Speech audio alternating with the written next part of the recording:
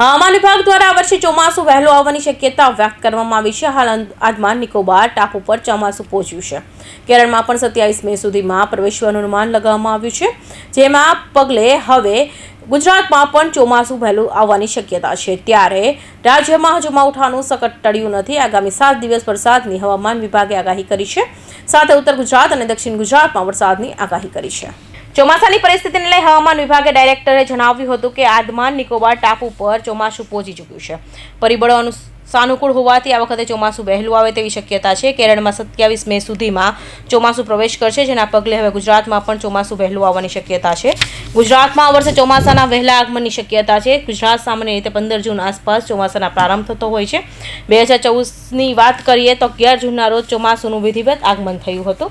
જોકે ગયા વર્ષે દક્ષિણ ગુજરાતની ચોમાસાનું આગમન થતા બાદ પણ દિવસો સુધી દક્ષિણ ગુજરાતમાં ચોમાસું અટકી ગયું હતું અને ત્યારબાદ અન્ય ઝોનમાં આગળ વધતું હતું। ત્યારે રાજ્યમાં હજુ માવઠાના સંકટ ટળ્યું નથી। આગામી 7 દિવસ વરસાદની હવામાન વિભાગે આગાહી કરી છે, સાથે ઉત્તર ગુજરાત અને दक्षिण गुजरात में वरसादनी आगाही करी है। फोरकास्ट है आने वाला अगले 7 दिन तक आइसोलेटेड जगह में रेन थंडर शॉवर का प्रोबेबिलिटी है, बोथ गुजरात रीजन और हमारा जो सौराष्ट्र कच्छ रीजन में, mainly all southern districts of Gujarat region और जो नॉर्थ गुजरात रीजन की जो ईस्टर्न डिस्ट्रिक्ट्स है, साबरकांठा से लेकर माहीसागर तक जो डिस्ट्रिक्ट्स है, इसमें आइसोलेटेड जगह में रेन थंडर शॉवर का प्रोबेबिलिटी है। और जो सौराष्ट्र कच्छ की जो दक्षिणी जिला है उसमें भी आज रेन थंडर शॉवर का वार्निंग है। और अगले आने वाले 7 दिन तक आइसोलेटेड जगह में बोथ गुजरात रीजन और सौराष्ट्र कच्छ में रेन थंडर शॉवर का वार्निंग दिया गया है। अभी हाँ, तापमान जो है इसमें कोई बड़ा बदलाव नहीं है अगले 7 दिन तक।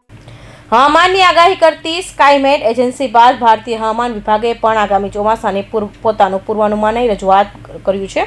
સ્કાયમેટ પ્રમાણે ચોમાસામાં 103% સાથે ચોમાસું સામાન્ય થઈ શકે છે, જ્યારે ભારતીય હવામાન વિભાગ પ્રમાણે 105% સાથે ચોમાસું સામાન્ય વધુ સારું રહી શકે છે। સ્કાયમેટ પ્રમાણે ચોમાસાને ખરાબ કરનાર અલનિયો આ વખતે સક્રિય નથી। ચોમાસા દરમિયાન પણ તે સક્રિય થવાની શક્યતા નથી।